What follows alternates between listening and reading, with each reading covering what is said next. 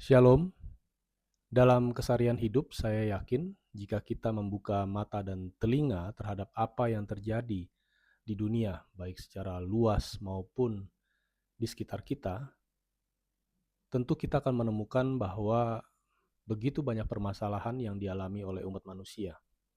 Isu kemiskinan, kesehatan mental, bencana alam, peperangan, korupsi, sakit penyakit, dan yang lainnya. Dunia tidak baik-baik saja. Kabar buruk di mana-mana. Pertanyaannya adalah bagaimana kabar baik Injil bisa hadir dalam dunia di mana orang-orang penuh dengan kelelahan, kemarahan, kesulitan, dan ketidakberdayaan. Untuk merespons hal ini, salah satu yang bisa kita pelajari bersama dapat ditemukan dalam Matius 9, 35-38. Demikianlah Yesus berkeliling ke semua kota dan desa. Ia mengajar dalam rumah-rumah ibadat dan memberitakan Injil Kerajaan Sorga, serta melenyapkan segala penyakit dan kelemahan.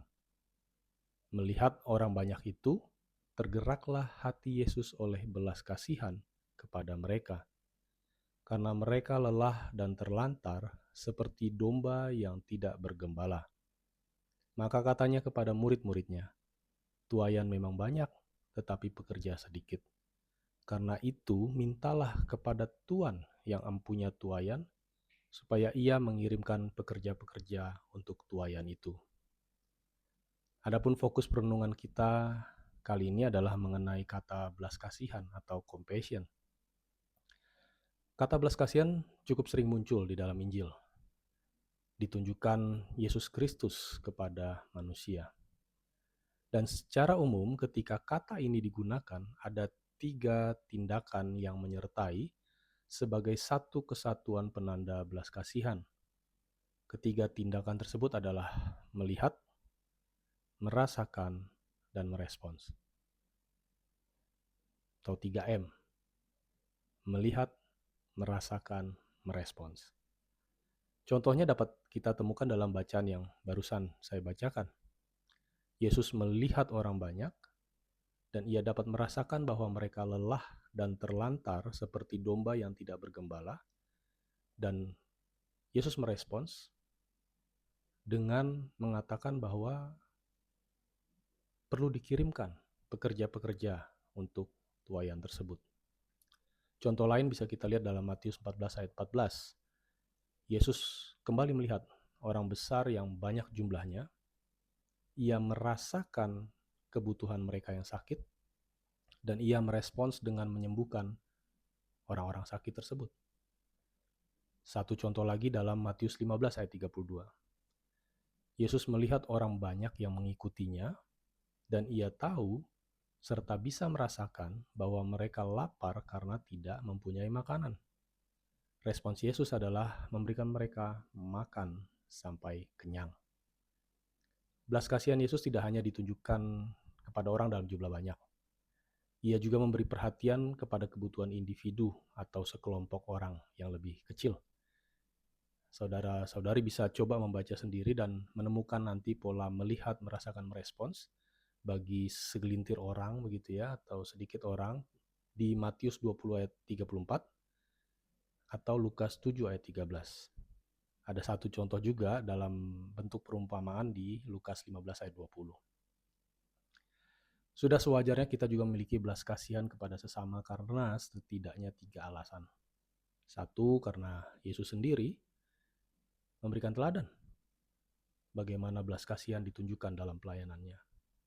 Yang kedua, karena tuaian banyak.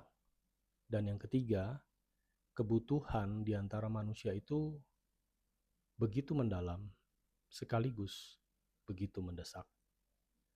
Sehingga pertanyaan refleksi bagi kita adalah, kapan terakhir kali kita memiliki belas kasihan atau compassion kepada sesama? Entah itu kepada sekelompok orang atau individu demi individu. Dan bukan sekedar simpati atau empati. Simpati adalah rasa kasihan yang dari luar, dan empati adalah kemampuan merasakan apa yang dialami orang-orang lain seolah-olah ia mengalaminya sendiri. Dan keduanya itu baik.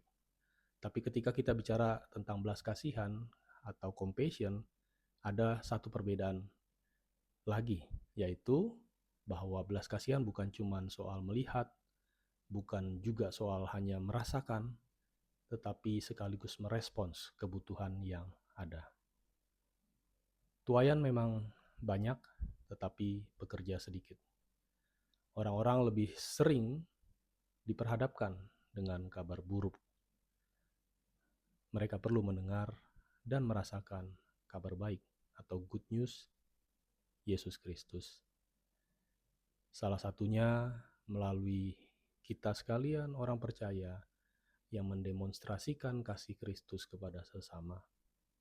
Dan kiranya dalam kemurahan Tuhan, kita bisa mengambil bagian, membagikan belas kasihan tadi dari Allah kepada sesama kita, sebagaimana kita sendiri pun sudah merasakan betapa Tuhan menunjukkan belas kasihannya kepada kita.